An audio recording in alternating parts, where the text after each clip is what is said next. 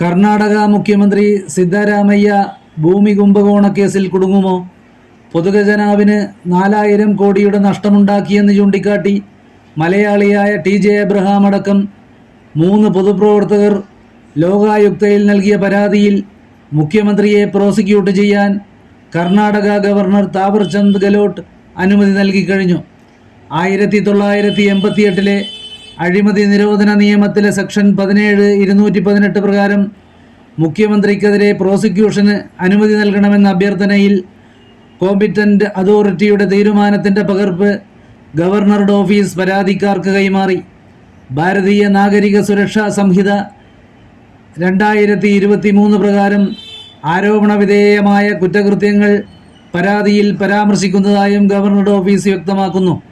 Mysore urban development authority അഥവാ മൂഡയുടെ തീരുമാനത്തിലൂടെ വളരെയേറെ മൂല്യമുള്ള ഭൂമി അനധികൃതമായി കൈയടക്കിയെന്നാണ് മുഖ്യമന്ത്രിയുടെ ഭാര്യ BM പാർവതിക്കെതിരായ ആരോപണം.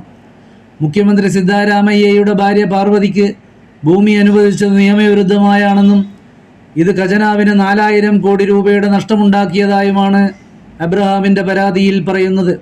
മകൻ S. യതീന്ദ്ര, മൂഡയിലെ ഉന്നത ഉദ്യോഗസ്ഥർ എന്നിവർക്കും സംഭവത്തിൽ പങ്കുണ്ടെന്ന് പരാതിയിൽ വ്യക്തമാക്കുന്നു.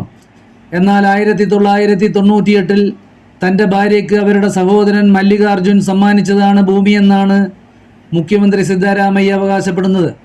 അതല്ല, 2004 മല്ലികാർജുൻ ഈ ഭൂമി അനധികൃതമായി കൈവശപ്പെടുത്തിയെന്നാണ് ആക്ടിവിസ്റ്റായ കൃഷ്ണ ആരോപിക്കുന്നത്. റവന്യൂ ഉദ്യോഗസ്ഥരുടെ സഹായത്തോടെ വ്യാജരേഖ ചമച്ച് ഭൂമി രജിസ്റ്റർ ചെയ്തതെന്നും കൃഷ്ണ ആരോപിക്കുന്നു. ഈ അനധികൃത ഭൂമിയാണ് മൈസൂർ അർബൻ ഡെവലപ്മെൻറ്റ് അതോറിറ്റി ഏറ്റെടുത്ത് പകരം മൈസൂരുവിലെ തന്ത്രപ്രധാനമായ പ്രൈം റിയൽ എസ്റ്റേറ്റിൽ 38,253 ചതുരശ്ര അടി സ്ഥലം പകരം നൽകിയത്. മൂല്യം കൂടുതലുള്ള ഈ സ്ഥലം നൽകിയതിലൂടെ സംസ്ഥാന ഖജനാവിന് 4000 കോടി രൂപയുടെ നഷ്ടമുണ്ടായതായാണ് പൊതുപ്രവർത്തകരുടെ ആരോപണം. മുഖ്യമന്ത്രി രാജിവെക്കണമെന്ന് BJPയും JDSഉം ആവശ്യപ്പെട്ടു കഴിഞ്ഞു. താൻ രാജിവെക്കില്ലെന്നും താൻ കുറ്റങ്ങളൊന്നും ചെയ്തിട്ടില്ലെന്നും ഹൈക്കമാൻഡും മന്ത്രിസഭയും എന്നോടൊപ്പമാണെന്നും സിദ്ധരാമയ്യയും പറയുന്നു. ഭൂമി കുംഭകോണം പുറത്തു വന്നതിന് പിന്നിൽ ഉപമുഖ്യമന്ത്രി DK ശിവകുമാറാണെന്ന് കേന്ദ്രമന്ത്രിയും JDS നേതാവുമായ കുമാരസ്വാമി ആരോപിക്കുന്നു.